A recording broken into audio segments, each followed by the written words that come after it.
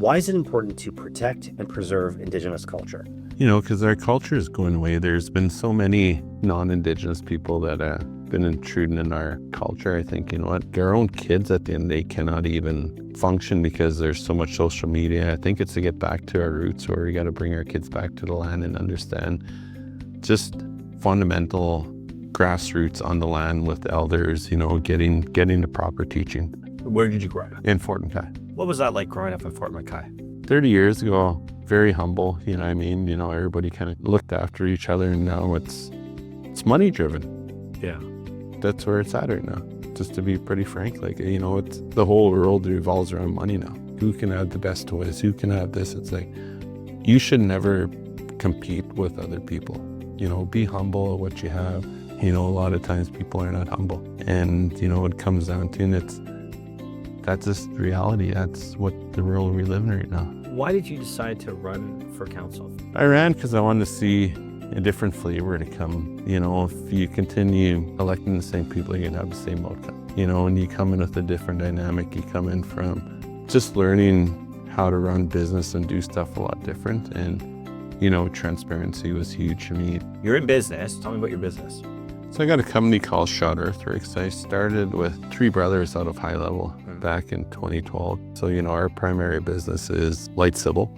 So pads, ditching, whatever, smaller side reclamation stuff. Clearing is the other side of our business. So, we cleared for every major oil sand site up here, pipelines, built pads, did stuff in the plant, whatever it is. So that's the first business. Second business I got into was with La Prairie.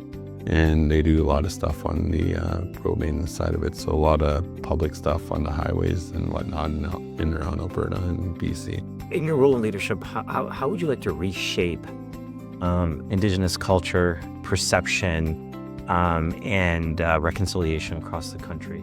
It's a lot of work because, there's a lot of education that you have to, give to our own people first. Yeah. And then same thing for non-Indigenous people. So I'm going to go back. So Fort McKay has been very unique. So, my brother and sisters north of Fort McKay, Fort Chip, they had residential school. They had the school actually in Fort Chip. Fort McKay is a little bit more unique. We never had residential school. We had day schools, whereas all the kids got to go back. So, there's difference. There was abuse in the school, so don't get me wrong. I never started hearing about a residential school until I was in my adulthood, because it's never talked about. When I talked to friends from, other reserves that had residents, their parents and their grandparents never talked about it. So how are we supposed to educate ourselves when we didn't even really know much? We heard inklings about it growing up, but it wasn't, a full-on conversation. Now, you go look at a lot of the elders that survived residential school, they're actually speaking out.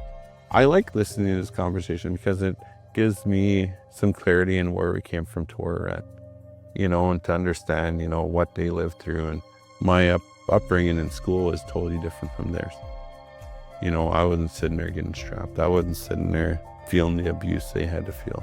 There's always a story behind every elder and stuff now, that the abuse and stuff they went through. And it's sad because, a lot of them never dealt with their trauma. How do you, for the next generation, how do you provide them with the tools and hope to actually take all this negativity and spin it like you have into success? And success doesn't necessarily have to be money. It can be just finding your passion and being an artist or a job or something. Is there leaders coming up in our community? 100%. But now how do you give them the tools and empower them? So you're trying to empower your people to come from one place because, a lot of the folks that are in any Indigenous land, they know what they know in their community. It's to go outside the box and to learn from other people that are professionals. And that's where I was proud to learn off the people I got to learn from. I had very good mentors. And you want to mentor them properly, because in the day, if you don't mentor them and they only know what they know from the community, then how are they to grow? How do Indigenous people get along better? Because you've been helping with Indigenous politics, I'm very aware of how quickly it can. It goes to a whole level of dark. It's dark, and that's the thing. Everybody's so backed up in a corner. And I had this conversation with other First Nations to the south. We have to work with each other. because in the day, we're stronger working with each other than we are working against each other. And a lot of times we're working against each other. What would you suggest, like, the world do differently to help people that, like, so I just did a big project for Tawau.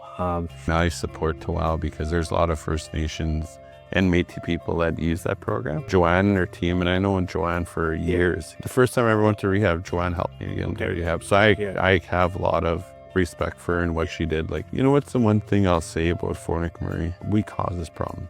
You know, oil companies, we came up here, you know, you go look at the early 2000s, money was getting pumped, the drugs are coming in this community and just going hard, you know, and then you have people coming from First Nation, Indigenous community, living on the streets. But you're not supporting these guys when they want to quit. Okay, well, that's a double-edged sword that I don't care for, because in the day, you have a place like this trying to help clean up people and you're trying to shoot them down and take away their funding. That's a joke to me, because in the day, this is the time that you want to pump the money into these guys and to get them the proper resources they need to continue. We as a nation, Fort McKay, we're supporting, you know, we sent them a letter of support. Because, you know, I have members that are using that facility. So my final question, what do you, in your role and future roles, wherever they may be, where do you want the nation to be on two fronts, the business and the people? Business is fine, you know. McKay's going in directly at business, and, you know, we'll steady doing deals, we'll steady drive, you know, monies back to the nation. The one thing I want to see is my people empowerment. Just to put it out there, we do have drug problem and, you know, abuse problem in our community. You know, I know we'll never get down to zero, but having all the tools and the resources we need to get to there. That's what I want to see out of my community. You know, all the other stuff behind it, you know, people getting jobs. We have enough businesses, right? That's fine. Education, the addiction part, and being a healthier community, those are huge to me. That's what I want to see for my community.